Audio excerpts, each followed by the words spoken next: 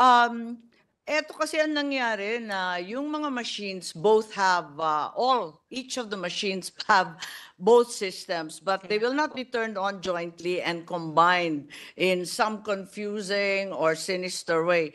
Instead, ang nangyari na pareho kasi ang presyo ng DRE at OMR. Sa totoo lang, yung DRE nagamit na rin sa Maguindanao noong 2008. Mas advanced sana yung DRE kasi maganda nga yung touchscreen. Kaso nga lang, abala yung COMELEC sa dinami-dami ng ating botante, baka mag-bog down o mahirapan. Kaya yung OMR na pareho sana ang presyo, mas low-tech, yun na lang ang gagamitin sa lokal pagkat napakarami ng botante natin.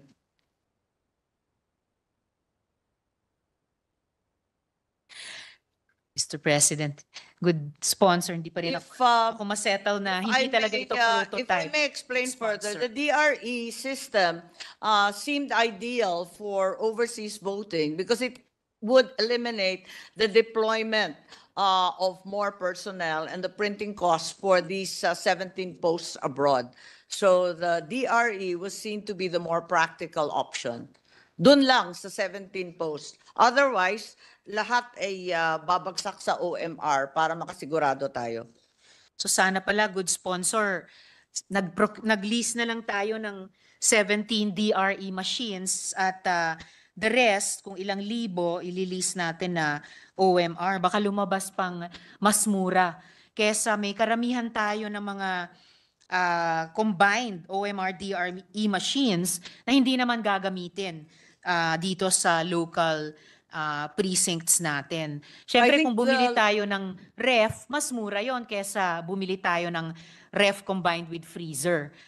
Good sponsor, to use a very low-tech parallel or example. I think the question never arose because all the machines contain both DRE and OMR. There was no additional cost for having two options. Parang dual SIM sa ating cellphone. Pag bumili ka ng cellphone ngayon, talagang dual SIM kahit gagamitin mo, isang SIM card lang. Well, now, how can we know na good sponsor na hindi naging mas mura kung mas maraming OMR ang ililis, then 17 ang DRE na ililis? In fact, I don't think it's been adequately explained why this contract is so expensive. Considering po, ililis lang po natin yung mga makina, di naman natin sila bibilihin outright, at yung lease ay para sa isang election cycle lamang, good sponsor. If truth be told, the prices have been brought down, the individual machines costing 149,000 at kung tutuusin, nakatipid ang COMELEC ng malaking halaga, ang halaga ng 800 million. Malaking tipid to kahit dalawa ang option ng DRE at OMR. Ngayon pa man, good sponsor, sa iisang eleksyon lamang, lease lamang, ito 18-19 billion ang gagastusin natin kumpara sa ano ba yun, yung kombinasyon ng lahat ng mga eleksyon in the past 1.5 decades, around 21 or 22 billion pesos. So proportionately, talagang ang laki nito. At yung mga yon ay mga biniling mga makina. And yet proportionately, Palagay mas ko mura. kailangan tignan ng isa-isa at himayin yung kontrata kasi nakabundle po, pati yung printing ng balota, nakabundle siya sa makina, nakabundle pati sa ballot box. Lahat yan dinala rito sa Senado pinakita nila at iisang kontrata kaya nga mukhang malaking malaki pero napakaraming sangkap niyan.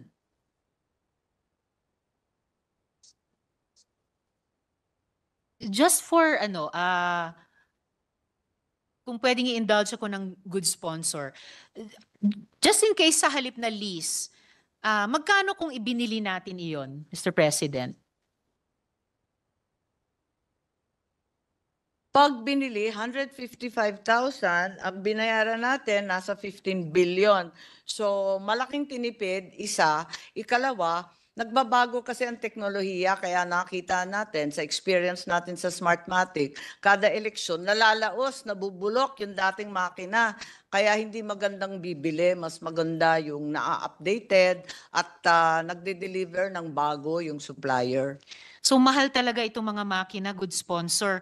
Kasi kung sa halip ay binili natin, magkakahalagang 15 billion pesos or a little less than 60% nung kabuoang 22 billion na ginastos natin sa pagbili rin sa nakaraang isa't kalahating dekada.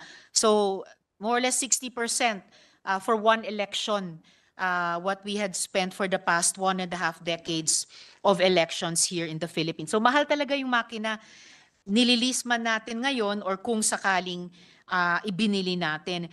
And Yun ang yes, atin Mr. dating President. pag-iisip, ano, na bakit uupa samantalang pwede nang bilhin, atin na yon, hindi na problema. Pero nakita natin sa ating karanasan sa Smartmatic at sa mga dating makina, meron pang warehousing, meron pang repair and refurbishment. Pagkatapos, ang bilis mabulok dahil alam naman natin kada 3 taon, napakabago na naman ng teknolohiya, nagbago na sa 6 na buwan. So, bulok na talaga at hindi na magamit yung mga nabili natin. Kaya, ang pakiwari ng ating komisyon, imbes na bibili, mangupa na lang. Tapos wala ka pang gasto sa warehousing, sa bodega, sa refurbishing, sa repair, sa tao. Tapos, updated pa yung teknolohiya ninyo. Hindi kayo na-stock up dun sa luma. Ayun, good sponsor. Speaking of one of the points you mentioned, during the COMELEC budget briefing, we requested documents related to the current status and alleged unserviceability of the vote counting machines used in the previous elections. Na-provide na po ba ng COMELEC ang komite anong mga dokumentong iyon? Yes, I think all that was provided, and a report was actually given as well regarding the old VCMs that are still under warranty. So under warranty pa pala sila, good sponsor. Bakit hindi natin in-exhaust yung warranty? Pina-repair o refurbish ang mga ito? Posibleng alinsunod din sa mga COA guidelines na itinanong ko rin nung nakaraang budget hearing tungkol sa paano talagang i-dispose of yung mga previously procured government equipment, good sponsor. As a matter of fact, the allegation that they were still under warranty was wrong. Firstly, the warranty was a very limited warranty to parts and service only for 3 subsequent elections. Nag-expire na yung warranty in effect 2024, samantalang election natin 2025. So, yun ang problema at dineklara ng unserviceable yung ating mga VCM. Kaya't sinabi na ng komisyon sa kanilang isa pang minute resolution na yung mga machines have already fully reached their economic useful life and are thus unserviceable. Perhaps finally, good sponsor, the electorate might not be familiar with the way these new machines operate. Nakapag-allocate na ba tayo ng sapat na pondo para sa voter education? Yes, I think a nationwide and comprehensive roadshow is going to be conducted by the COMELEC for voters' education beginning in a few days, December 2 until January 30, to make certain that voters are familiar with the new system. And may sapat na pondo pa na para sa roadshows na yon, good sponsor. Nakabudget naman po.